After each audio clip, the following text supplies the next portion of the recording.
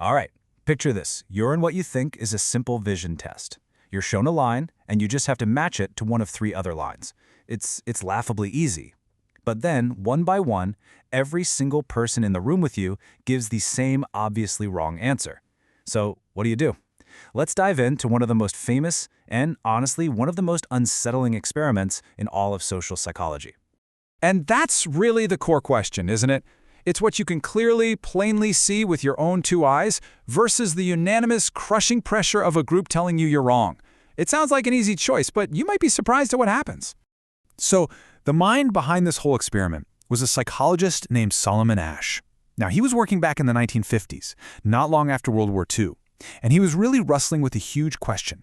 How could so many regular, everyday people be led to believe and accept things that were clearly false? He wanted to find a way to actually measure the power of a group over an individual. And what he was really getting at is this thing we all feel, called conformity. You know, it's that invisible pull to just go with the flow, to match the people around us so we can fit in and not make waves. Asch's goal was to take that invisible force and see just how strong it really was in a controlled lab setting. Okay, so the setup itself was pure genius. He'd bring a small group of people into a room for a so-called vision test. They'd look at two cards, one with a single line and another with 3 lines, and they'd have to say out loud which line matched. But here's the brilliant twist. Only one person in that room was a real participant. Everyone else, they were actors, working for Asch. And I really want to emphasize this. The task was incredibly simple. I mean, look at it. There were no optical illusions, no tricks. The correct answer was always completely obvious. And Asch did that on purpose. He wanted to make sure that if somebody gave the wrong answer, it wasn't because they were confused. It had to be because of the group's pressure. So, to get things started, the first couple of rounds go just fine. Everyone gives the correct, obvious answer. But then, it happens. On what Asch called the critical trials, the actors, one by one, all confidently name the same, completely wrong line.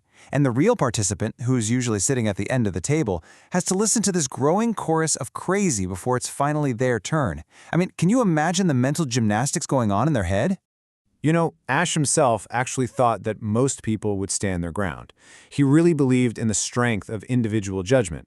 But the results, well, the numbers he got were shocking. Even to him. They painted a very different picture of how we behave under pressure. After the test, Asch would talk to the real participants. And even the ones who stuck to their guns and gave the right answer said they felt this incredible tension, this deep anxiety and self-doubt. They literally started to question their own eyesight, wondering if maybe they were the ones going crazy. The psychological pressure was absolutely real. Now for the results, and they are staggering. A full 3/4, 75% of all participants conformed to the group's wrong answer at least one time. Let that sink in. They denied the evidence of their own eyes just to go along with the crowd. And if you look at all the answers across all the critical trials, 37% of the time, the participants gave the wrong conforming answer. That means that more than a third of the time, the sheer pressure from the group was enough to make someone say something they knew was an obvious lie.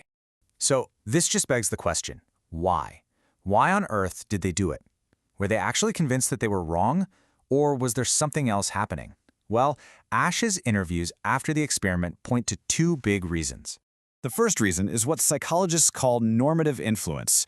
And really, that's just a fancy way of saying we want to be liked. It's the desire to fit in and avoid the awkwardness and potential rejection that comes with being the odd one out. The second reason is informational influence. That's when you start to genuinely doubt yourself and think, well, maybe they all know something I don't. But what Asch discovered was that the first one, that normative pressure, was by far the biggest factor. Most of the people who conformed admitted later that they knew the group was wrong. They didn't actually believe the wrong answer. They just said it because they didn't want to look weird or be singled out. The fear of standing alone was stronger than the need to say what they knew was true. But, and this is my favorite part of the story, there's a really hopeful twist. Asch didn't just study how conformity works, he also figured out how to break it. And he did it with a brilliant, simple change to his experiment. The results of this new version were incredible. All he did was have one of the actors break from the group and give the correct answer. So now the real participant wasn't alone.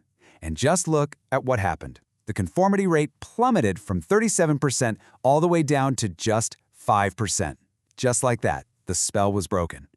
And this revealed something absolutely crucial. The real power of the group isn't just its size, it's its unanimity. It's not about how many people disagree with you. It's about whether you're completely, totally alone. Having just one other person on your side, a single ally, is enough to give you the psychological permission you need to trust yourself and speak your truth. And that really brings us to the whole point of this experiment. Because this was never just about lines on a card. It's about that fundamental human conflict between what we perceive as reality and our deep, powerful need to belong. Asch's experiment is this timeless, powerful warning. It shows us with startling clarity that the act of seeing what's right in front of your face Is not the same thing as having the courage to say it out loud, especially when you're the only one. And so it leaves all of us with a question that goes way beyond a psychology lab. When you're faced with a crowd that is insisting on an obvious lie, what would you do?